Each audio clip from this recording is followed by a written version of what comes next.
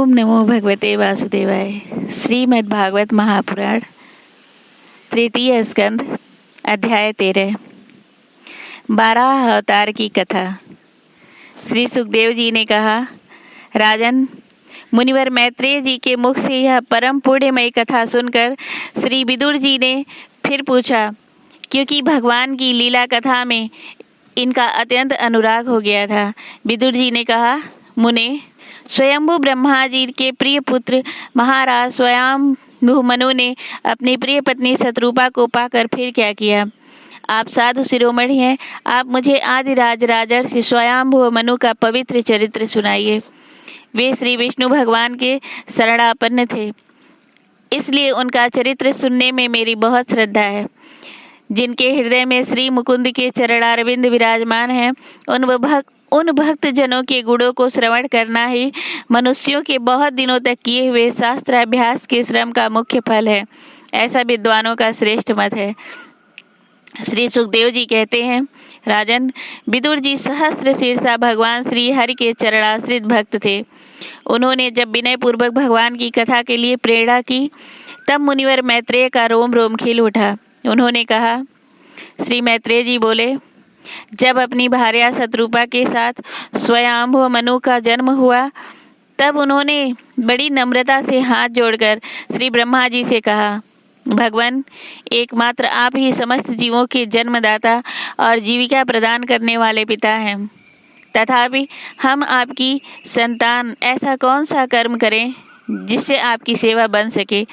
पूज्यपाद, हम आपको नमस्कार करते हैं।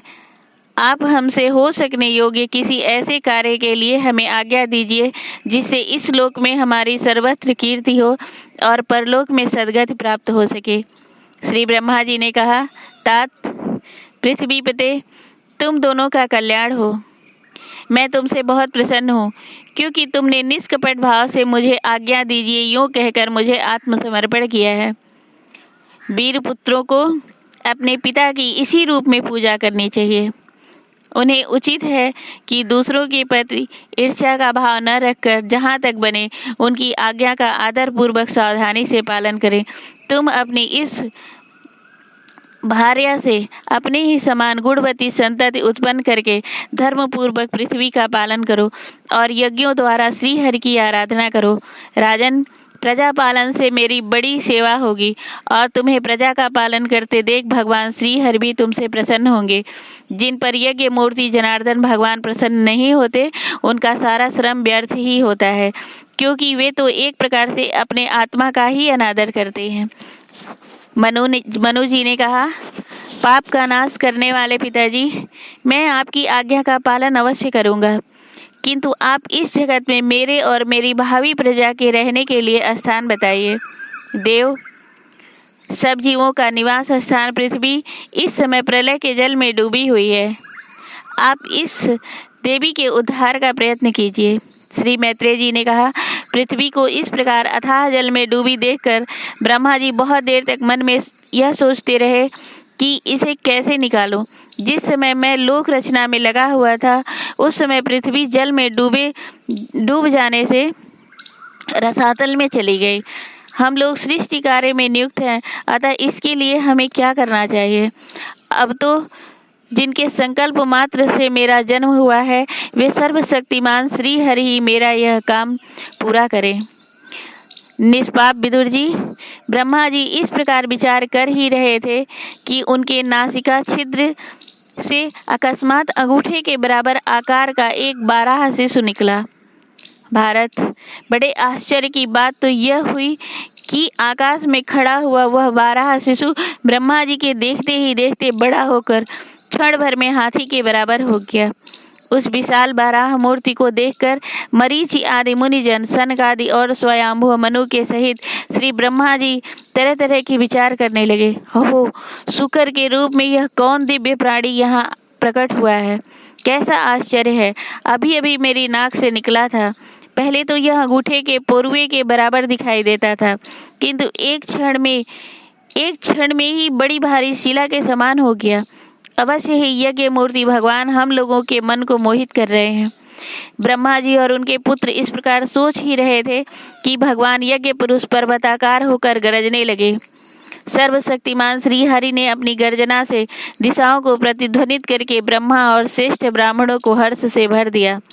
अपना खेद दूर करने वाली महामय बारह भगवान की घुरघुराहट को सुनकर वे जनलोक, तपलोक और सत्यलोक निवासी मुनिगण तीनों वेदों के परम पवित्र मंत्रों से उनकी स्तुति करने लगे।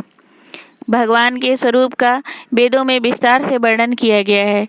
अतः उन मुनीश्वरों ने जो स्तुति की उसे वेद रूप मानकर भगवान बड़े प्रसन्न हुए और एक बार फिर गरज कर देवताओं के हित के लिए गजराज की सी लीला करते हुए जल में घुस गए। पहले से सुकर रूप भगवान पूंछ उठाकर बड़े वेग से आकाश में उछले और अपनी गर्दन के बालों को फटकार कर खुरों के आघात से बादलों को छितराने लगे। उनका शरीर बड़ा कठोर था, त्वचा पर कड़े कड़े बाल थे, दाढ़ें सफेद थी और नेत्रों से तेज निकल रहा था। उस समय उनकी बड़ी शोभा हो रही थी। भगवान स्वयं यज्ञ पुरुष हैं, फिर भी सुकर रूप धारण करने के कारण अपनी नाक से सूंघ सूंघ कर पृथ्वी का पता लगा रहे थे। उनकी दाढ़ें बड़ी कठोर थी। इस प्रकार यद्यपि वे बड़े क्रूर जान पड़ते थे, फिर भी अपनी स्तुति करने वाले मरीच आदि मुनियों की ओर बड़ी सौम्य दृष्टि से निहारते हुए उन्होंने जल में प्रवेश किया। जिस समय उनका वज्रमय पर्वत के समान कठोर कलेवर जल में गिरा, तब उसके वेग से मानो समुद्र का पेट फट गया और बादलों की गड़गड़ाहट के समान बड़ा भीषण शब्द हुआ। उस समय ऐसा जान पड़ता था मानो अपनी उत्ताल तरंग रूप भुजाओं को उठाकर वह बड़े आर्त स्वर से हे यज्ञेश्वर मेरी रक्षा करो इस प्रकार पुकार रहा है। तब भगवान यज्ञ मूर्ति अपने बाण के समान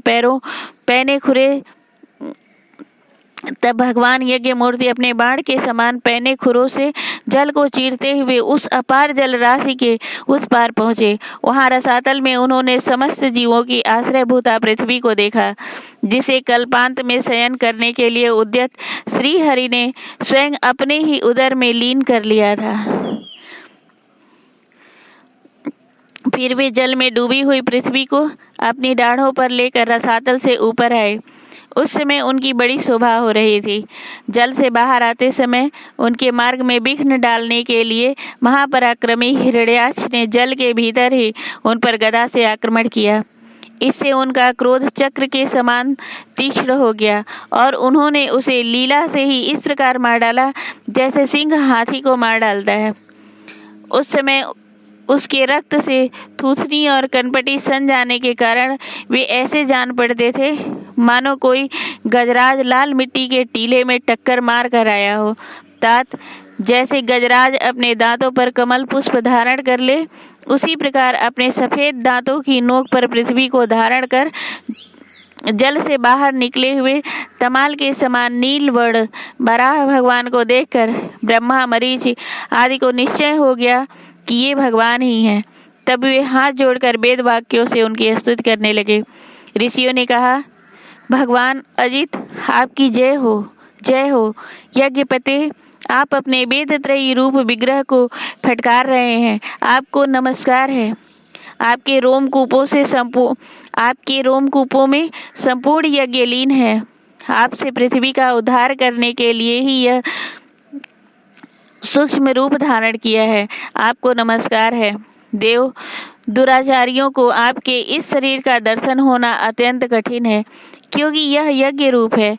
इसकी त्वचा से गायत्री आदि छंद, रोमावली में कुश, नेत्रों में घृत तथा चारों चरणों में होता, अर्धव्यु, उद्गाता और ब्रह्मा, इन चारों ऋतुजों के कर्म हैं। ईश आपकी थूथनी में स्त्रुक है, नासिका छिद्रों में श्रुआ है, उदार में इड़ा है और कानों में चमस है, मुख में प्राश्रित है और कंठ छिद्र में ग्रह है। भगवान, आपका जो चबाना है वही अग्निहोत्र है। बार बार अवतार लेना यज्ञ स्वरूप आपकी दीक्षणीय इष्टि है। गर्दन उपसद है और दोनों दाढ़ें प्रायणीय और उदयनीय हैं। जिह्वा प्रवर्ग है और सिर सभ्य और आवसभ्य है तथा प्राण चित्ती है। देव आपका वीर सोम है। आसन पर बैठना प्रातः सवनादि 3 सवन है। सातों धातु अग्निष्टोम, अत्यष्टोम, उक्त, खोडसी, वाजपेय, अतिरात्र, आप्तोर्याम नाम की 7 संस्थाएं हैं तथा शरीर की संधियां संपूर्ण सत्र है। इस प्रकार आप संपूर्ण यज्ञ और कृत रूप हैं। यज्ञानुष्ठान रूप इष्टियां आपके अंगों को मिलाए रखने वाली मांसपेशियां हैं। समस्त मंत्र, देवता, द्रव्य, यज्ञ और कर्म आपके ही स्वरूप हैं। आपको नमस्कार है। वैराग्य, भक्ति और मन की एकाग्रता से जिस ज्ञान का अनुभव होता है वह आपका स्वरूप ही है तथा आप ही सबके विद्या गुरु हैं। आपको पुनः पुनः प्रणाम है। पृथ्वी को धारण करने वाले भगवान, आपकी दाढ़ों की नोक पर रखी हुई यह पर्वतादि मंडित पृथ्वी ऐसे सुशोभित हो रही है जैसे वन में से निकल कर बाहर आए हुए किसी गजराज के दांतों पर पत्रयुक्त कमलिनी रखी हो। आपके दांतों पर रखे हुए भूमंडल के सहित आपका यह वेदमय बराह विग्रह ऐसा सुशोभित हो रहा है जैसे शिखरों पर छाई हुई मेघमाला से कुल पर्वत की शोभा होती है। नाथ, जीवों के सुखपूर्वक रहने के लिए आप अपनी पत्नी इन जगत माता पृथ्वी को जल पर स्थापित कीजिए। आप जगत के पिता हैं और अरण्य में अग्नि स्थापन के समान आपने इसमें धारण शक्ति रूप अपना तेज स्थापित किया है। हम आपको और इस पृथ्वी माता को प्रणाम करते हैं। प्रभो, रसातल में डूबी हुई इस पृथ्वी को निकालने का साहस आपके सिवा और कौन कर सकता था, किंतु आप तो संपूर्ण आश्रयों के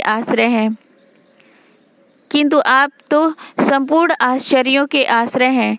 आपके लिए कोई आश्चर्य की बात नहीं है। आपने ही तो अपनी माया से इस आश्चर्यमय विश्व की रचना की। जब आप अपने वेदमय विग्रह को हिलाते हैं तब हमारे ऊपर आपकी गर्दन के बालों से झरती हुई शीतल बूंदें गिरती हैं। उनसे भीग कर हम जनलोक, तपलोक और सत्यलोक में रहने वाले मुनिजन सर्वथा पवित्र हो जाते हैं। जो पुरुष आपके कर्मों का पार पाना चाहता है अवश्य ही उसकी बुद्धि नष्ट हो गई है, क्योंकि आपके कर्मों का कोई पार ही नहीं है। आपकी योग माया के सत्व आदि गुणों से यह सारा जगत मोहित हो रहा है। भगवान, आप इसका कल्याण कीजिए। श्री मैत्रेय जी कहते हैं, विदुर जी, उन ब्रह्मवादी मुनियों के इस प्रकार अशुद्ध करने पर सबकी रक्षा करने वाले बराह भगवान अपने खुरों से जल को स्तंभित कर उस पर पृथ्वी को स्थापित कर दिया। इस प्रकार रसातल से लीला पूर्वक लाई हुई पृथ्वी को जल पर रखकर वे विश्वक्सेन प्रजापति भगवान श्री हरि अंतर्ध्यान हो गए। विदुर जी, भगवान के लीलामय चरित्र अत्यंत कीर्तनीय है और उनमें लगी हुई बुद्धि सब प्रकार के पाप तापों को दूर कर देती है।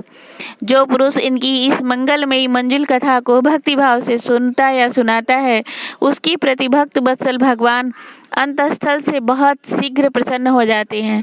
भगवान तो सभी कामनाओं को पूर्ण करने में समर्थ हैं। उनके प्रसन्न होने पर संसार में क्या दुर्लभ है, किंतु उन तुच्छ कामनाओं की आवश्यकता ही क्या है। जो लोग उनका अनन्य भाव से भजन करते हैं उन्हें तो वे अंतर्यामी परमात्मा स्वयं अपना परम पद ही दे देते हैं।